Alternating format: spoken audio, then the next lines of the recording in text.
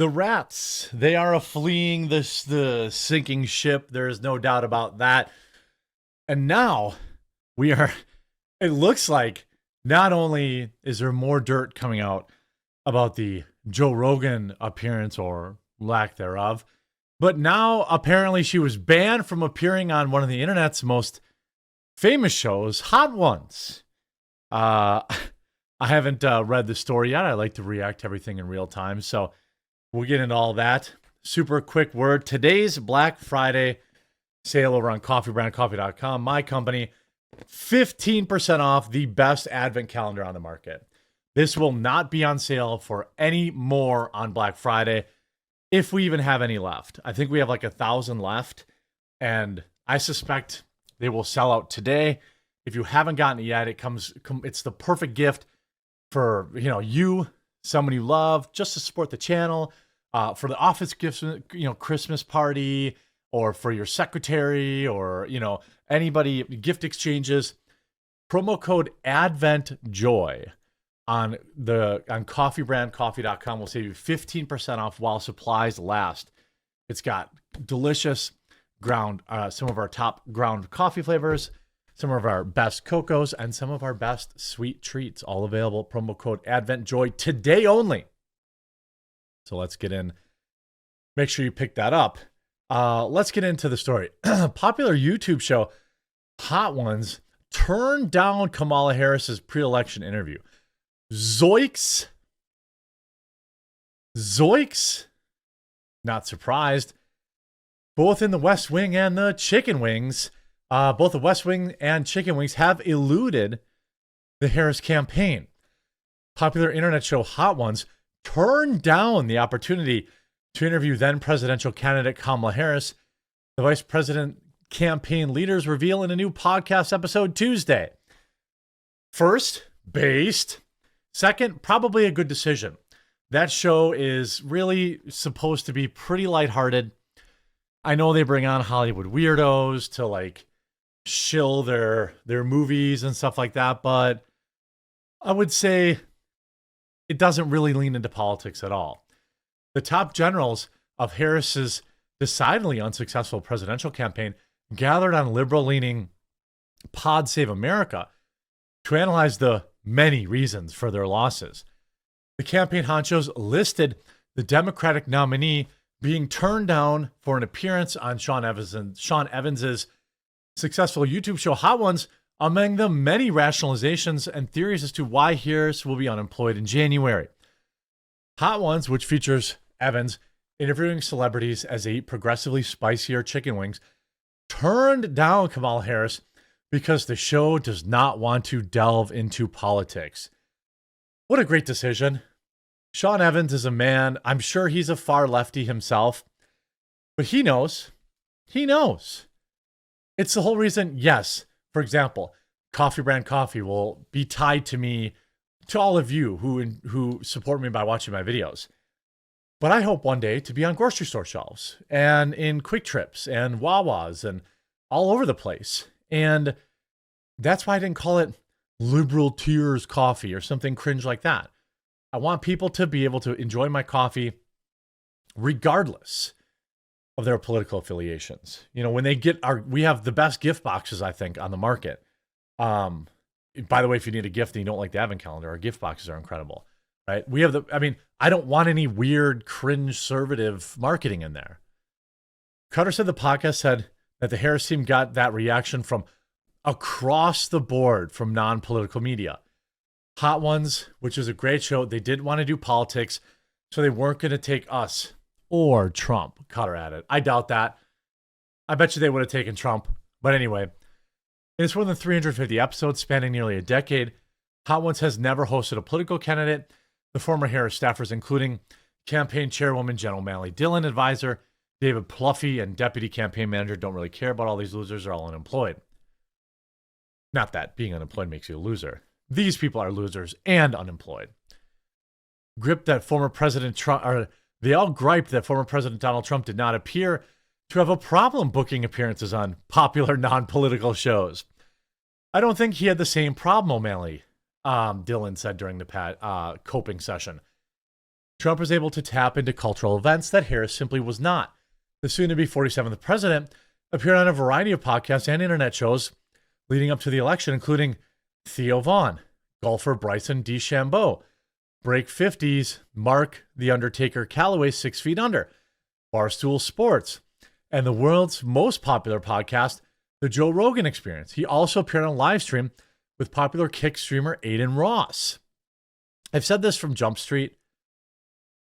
Nobody likes Kamala Harris. Why did anybody think that was going to be different suddenly? Like literally, why did anyone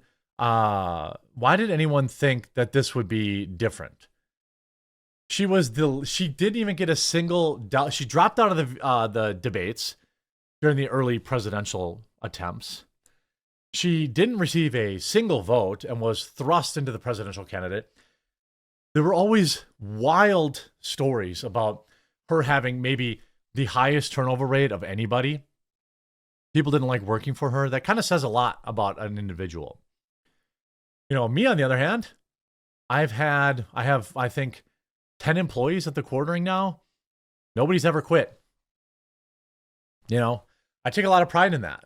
I try to take care of my employees because they're more than employees to me. They're partners in the business. They're my teammates. They're not, you know, they're all just as important as I am to putting out this show.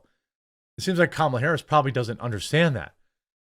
The Epidemius host revealed that the campaign wanted him to travel to meet Harris for an interview that would only be under an hour. Rogan, whose episodes often pass 2 or 3 hour marks, rejected those demands. She insisted Tuesday that Harris' team offered to go to Austin and insinuated that Rogan was playing the two campaigns against each other. He wasn't. So what's clear is we offered to do it in Austin. People should know that. It didn't work out. Maybe they leveraged that to get Trump in studio. I don't know. And then we were obviously not going to be back in Texas, but offered to do it on the road. She told the left-leaning podcast Pod Save America. Trump sat down in Rogan's studio for a 3-hour interview. And by the way, then got on a plane and went to a rally. So there's literally, I mean, this is not only massive cope, but a hilarious lie. She obviously could have done it. You see this Harris campaign leadership claim that Trump taping, now partly to blame for the VP not going on Rogan's podcast. Well, we wanted to do it. That's a lie. That's a bunch of idiots who worked on the campaign, who are getting laughed out of the career, laughed out of this space because they don't understand, you know, basic politics. That they're trying to, oh, well, we wanted to do it, but it was Donald Trump's fault. You know what I mean? Harris was ready and willing to do the podcast, but they could not lock down a date. She also claimed that the best chance they had was during the trip to Houston, where Harris rallied with Beyonce, but Trump happened to be taping his episode of Rogan that day. That is a lie. We know that is a lie because Joe Rogan came out and said, I told Kamala Harris I would come back to the studio at midnight or 4 a.m. and do the show. She's lying. These people are lying. Joe Rogan said publicly he would do whatever it took to get her in there, and she refused to do it. You know, there was a lot of intrigue or a lot of theories.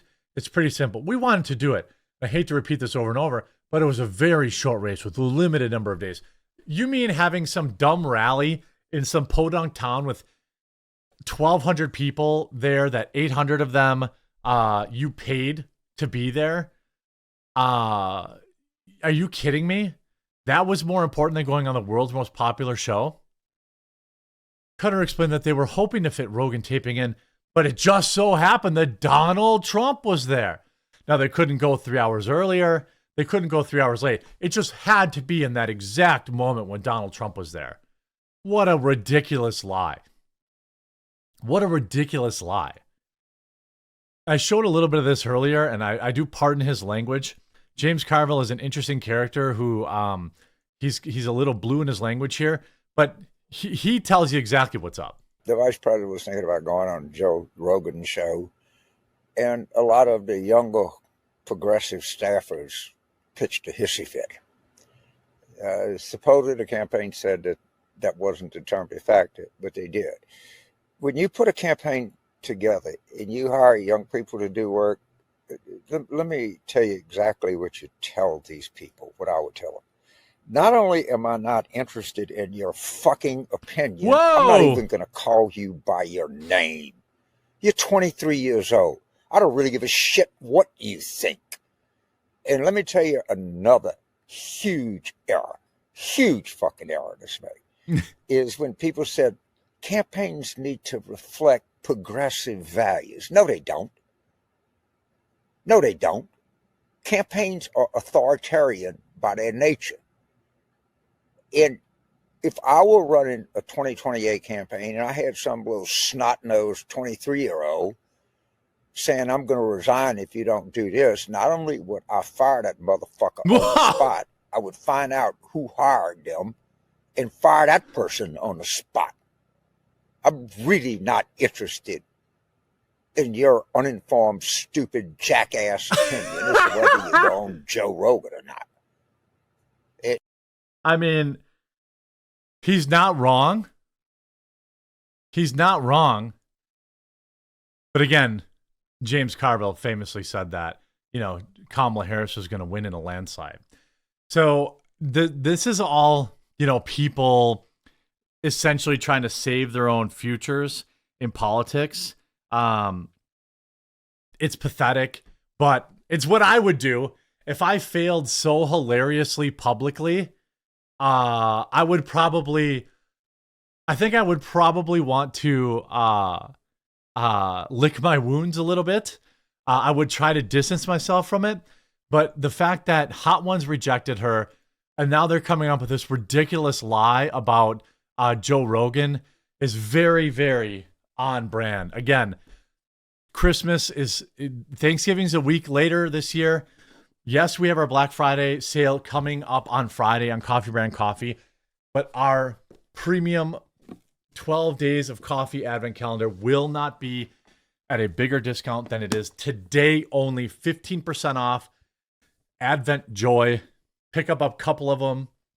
There's only about 1,000 left, and they're the perfect gift. Again, office, family member, secretary, coworkers.